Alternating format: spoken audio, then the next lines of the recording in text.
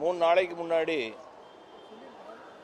Maoist இயக்கங்களைச் சேர்ந்தவர்கள் 5 பேர் கைது செய்யப்பட்ட போது அவர்களிடமிருந்து கைப்பற்றப்பட்ட கடிதத்தில் பிரதமர் நரேந்திர மோடி அவர்களை கொலை செய்வதற்காக அவர்கள் செய்திருக்கக்கூடிய திட்டங்கள் அதில் வெளிப்பட்டது. அதுக்கு அவங்க என்ன முறையை கடைபிடிக்க வேண்டும் என்றும் சொல்லியிருக்கிறாங்க. 91வது வருஷத்தில் ராஜீவ்காந்தி கொல்லப்பட்ட போது எந்த வழிமுறையை கடைபிடித்தோமோ அதே போல பிரதமர் நரேந்திர மோடியை கொல்வதற்கும் எல்லா முயற்சிகளும் இறங்கணும்னு சொல்லிட்டு அந்த கடிதங்கள் கைப்பற்றியிருக்குது.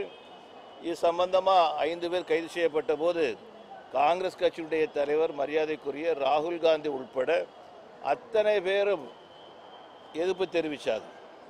இன்றைக்கி மராட்டிய மாநிலத்தினுடைய உயர் போலீஸ் அதிகாரி அவங்கள்ட்ட கைப்பற்றப்பட்ட ஆவணங்கள் அதெல்லாம் காமிச்சு ஆயிரக்கணக்கான 1-2 கிடையாது, ஆயிரக்கணக்கான ஆவணங்களை காட்டி இதெல்லாம் உண்மை, இவர்கள் பயங்கரவாதிகள், திரைமறை வேலையில் அவங்க இறங்கியிருக்கிறாங்க, அவர் நியாயப்படுத்தியிருக்கிறாரு.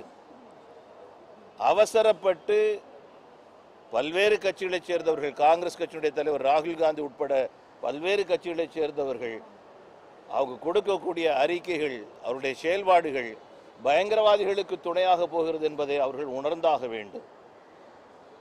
ராஜீவ்காந்தி கொல்லப்பட்டதனுடைய துயரம் இன்னைக்கும் எல்லாரும் சொல்லிட்டு இருக்கிறாங்க. அதே போல இன்னொரு சம்பவம் நம்முடைய நாட்டில் நடக்கணுமா? அதுக்கு இவங்கெல்லாம் துணையாக போவாங்களா? எந்த முறையில் கைது செய்தாங்க அப்படின்னு சொன்னாங்கன்னா அந்த காவல்துறையினுடைய வேலை, அது அவங்கள்ட்ட நாம் ஒப்படைக்கணும். இவங்களை கைது பண்ணுங்க, அவங்கள கைது பண்ணுங்க அரசாங்கம் சொல்லலை, எந்த அரசியல் கட்சியும் சொல்லலை, எந்த அரசாங்கமும் சொல்லலை. காவல்துறையினுடைய வேலை தவறுகள் நடக்காமல் தடுப்பது முதல் வேலை, தடுத்த பிறகு கண்டுபிடிக்கிறது 2வது வேலை. இப்போ காங்கிரஸ் கட்சி எந்த தவறை செய்ததோ அந்த தவறை இந்த அரசாங்கங்களும் செய்ய வேண்டும் என்று அவர் எதிர்பார்க்கிறது மிகப்பெரிய தவறான ஒரு விஷயம். அவங்களுடைய காலத்தில் தான் இதெல்லாம் நடந்தது. ராஜீவ்காந்தியுடைய கொலையாக இருந்தாலும் சரிதான், எந்த சம்பவமாக இருந்தாலும் சரிதான். இன்னொன்று அங்கே அரசாங்கம்னு சொல்லக்கூடாது, இங்கே யார் இருந்தாங்க, இங்கே இருக்கக்கூடிய அரசாங்கம் எந்த அரசாங்கம் இருந்தது? இதெல்லாம் தயவு செய்து அரசியல் கட்சிகளைச் சேர்ந்தவர்கள் பயங்கரவாதிகளுக்கு துணையாக போகக்கூடிய எந்த நடவடிக்கையிலும் இறங்க வேண்டாம் என்று நான் கேட்டுக்கொள்கின்றேன். சந்தோஷம்.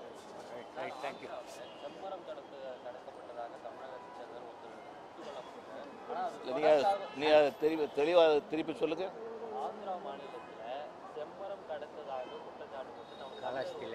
சுட்டுக் கொண்டாங்க.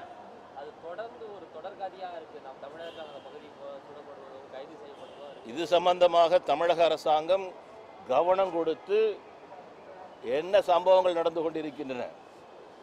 நீங்க சொல்ல குற்றச்சாட்டு செம்மரம் கடத்தினதுக்காக கொல்லப்பட்டதாட்டு வருது.